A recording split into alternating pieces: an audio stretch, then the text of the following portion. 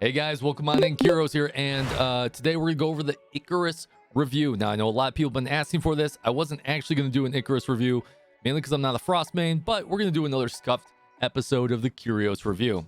All right, let's bust into a couple things, but first, if you guys do like this video, make sure you hit that like and subscribe. It helps us grow our community, helps us grow our channel, so I do really appreciate it. Okay, a few little guidelines. One, I am not a Frost main, so I only have about 27,000 Frost attack. Two, my rotation might be a little scuffed at times because I was actively trying to learn the rotation. Three, technically the best rotation required jump canceling. If you're not aware of jump canceling, it's terrible. I hate it. They should just make discharges a lot better. If you're not a fan of jump canceling, you're not going to be a fan of Icarus. Four, this is more practical testing than theoretical testing, so we're really only going to try Icarus at like S1, S3, and S6, and then we will try maybe triple frost with double frost with Lynn just on top of it. So let's go over his skills real quick and where I think you should pull for him or not pull for him. Spoiler alert, I don't think you should pull. Whoops, did I just give that away? Yikes. But mainly because there's a lot better characters coming in 3.0. Let's go ahead and review. All right, let's go through his advancements. Now, one, a lot of his kit is going to be around by using his AoE, hitting his skill. It's a 60-second cooldown, which is kind of brutal, so resets kind of matter, especially for running Saki. But if you're not running Saki, it is what it is. When using any weapon skill, increases the trigger of Harmony, which allows you to do more damage equal to the HP loss. That's why it's pretty good in Bygones and a bunch of other locations. And then also can trigger Tuning, which deals damage to nearby targets equal to 4% of the Wanderer's max HP.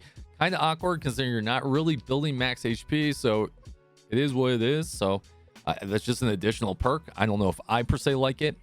For most people, this is where you're going to stop.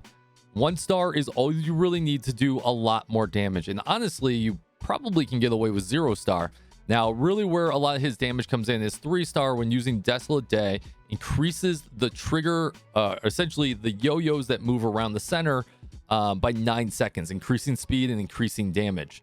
So this especially works great in a triple frost combo like Saki, Alice, and Icarus, where you're being able to refresh that 60-second cooldown a lot faster. But if you're running Lynn, you're not going to get as much gameplay from this one as you would from the other setup. So that's why I say you stop at A1. A5 increases damage, great. A 50% damage increase is kind of huge in all honesty. And 6 star increases final damage by 6% while Speedy's yo-yo is active. That's pretty good because it helps everyone across the board. But 5 star and 6 star is a lot to ask considering you're not getting the biggest leap in damage. Let's go over the testing. All right, here we are over in testing. There's a couple things I want to point out. One, a lot of my weapons are already 6 star in the testing account except for the new one, so that's why we can test Icarus. So take what we do with a grain of salt. Damage might be a little bit higher than having 1 stars across the board. Two, I am going to run Scylla's matrices on an offhand, and I'm going to run Habra's matrices on a offhand as well, because free to play, especially if you've been playing since day one, should now be able to get those. So this is a great standard for free to play. And then on our primary, I'm going to run our traditional Samir plus Shiro on the test dummy because you can't use Crow, but Shiro and Crow are pretty interchangeable depending on how many stars you have on each other. So we're going to test out 6 comps at 1.5 minutes apiece. So we're going to test out 1 star Icarus, 3 star Icarus, and 6 star Icarus with both Lynn's weapon. So we'll always have Alice, with one being with Lynn's weapon and then the other being with Saki. So I'm going to speed through that. We're going to double the speed up here. I'll see you guys on the other side. Oh, and quickly before we start that, I know a lot of people are looking for Frigg and Rainbow. We did not test both of those. I did test slightly Rainbow, but I think there's better options when it comes to Rainbow, especially with Fiona coming out. So we're going to keep this a little bit more compact.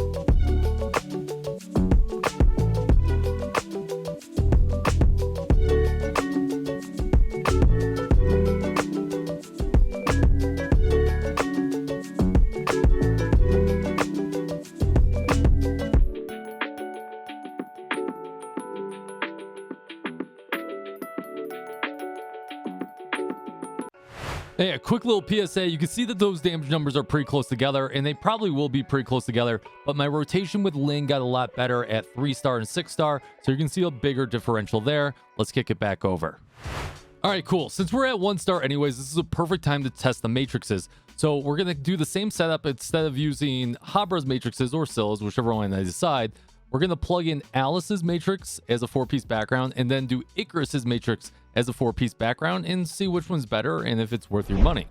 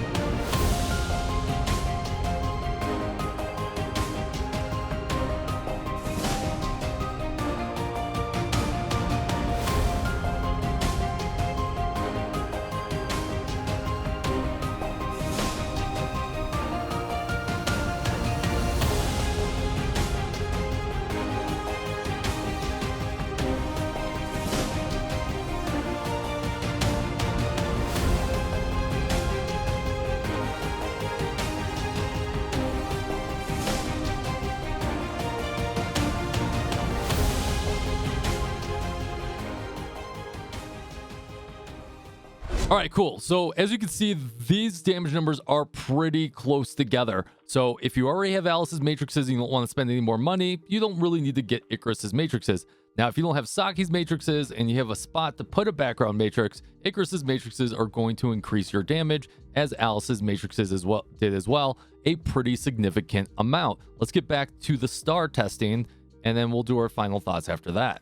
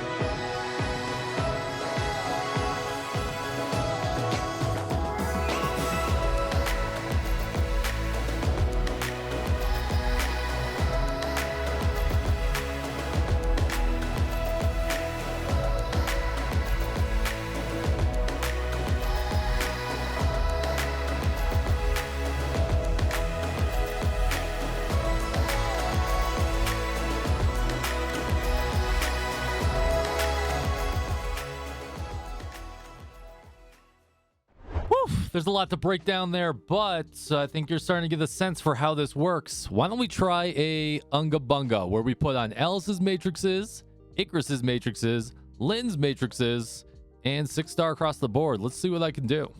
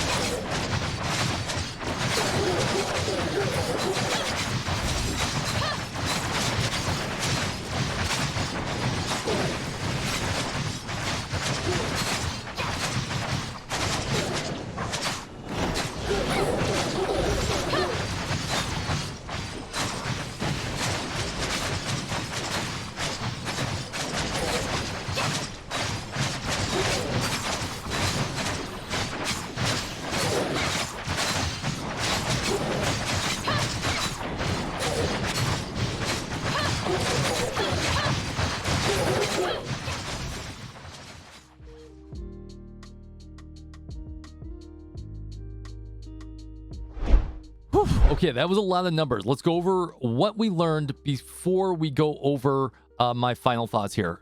At A1, whether you have Lynn or full Frost team, it was pretty similar damage. Now, I do want to stipulate that actually the damage is better on the Lynn team as my rotation got better, as you'll see on this A3 that we're going to show right after I show the matrices. So what we did next is we tested the matrices.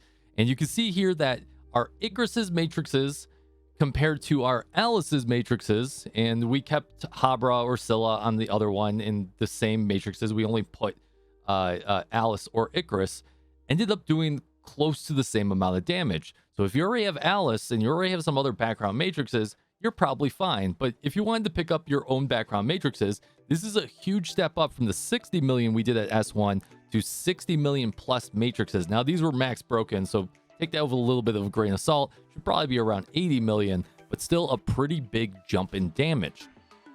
All right, cool. So now we're on to the A3, and then the A3 is where things really start to take off.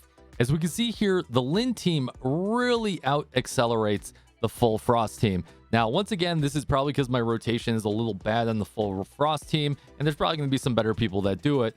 But most people have Lynn, and most people didn't over-invest in Frost team. So this is the team I would go with, and the damage is pretty significant. Now, here's where things get really interesting. At A6, it was not a big leap in damage, even though it really should have been a big leap in damage. But as I tried to retest this rotation over and over again with our standard free-to-play matrices, it just wasn't that big of a leap. So let's go ahead and go to our final thoughts. My final thoughts here is Icarus going to be an upgrade for your team? Probably. Now, if you have a full decked out A6 Saki, Alice, Lynn team, probably not if you can't get an S6 Icarus. And then even then, an A6 Icarus didn't seem that enticing to me. Seemed like you want to stop at A1 or maybe go to A3. A5, A6 seemed like complete overkill. But should you pull Icarus? As of right now, I don't think you should. I think Frost, you should just stick with what you have. Maybe flex into Rainbow, pick up Fiona. Fiona's going to be a big upgrade there. Maybe use, just kind of hobble along until we get those new Frost characters in 3.0. And then should you pick up the Matrixes? Now, the Matrixes may be a good upgrade for your Alisaki Lynn team or for your full Frost team. I'm just not seeing the big leap in damage that we saw when we had Fenrir come out and when we had Lan come out. And once again, it may be because I'm not a Frost main. But as of right now, Icarus is not the greatest pull in my book. And I think that's because they need to slow down the power creep because they messed up with Fenrir and Lan. And I just think we're too close to Fiona and a bunch of other things. So let me know in the comments down below. Hopefully this helps steer you in the right direction. And I'll see you guys out there on the live streams. Make sure you come stop by our Twitch channel where we are playing Tower of Fantasy and a bunch of other games. And our YouTube live streams. If you guys can hit that subscribe once again, it's a great way to support the channel for free. I do appreciate you. Take it easy and fist bump from me to you.